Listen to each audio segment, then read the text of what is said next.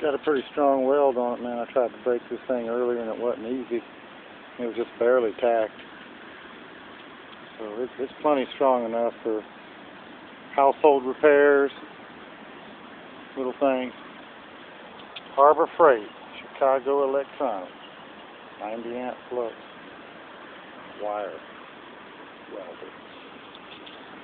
Oh yeah, man, works good. I wish I could talk bad about the Chinese junk, but I can't. It is engineered by an American, though. I guess they couldn't go wrong, huh?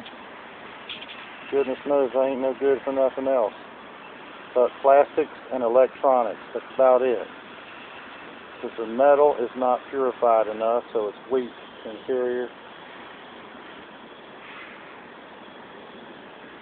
There's my little mobile shop, y'all.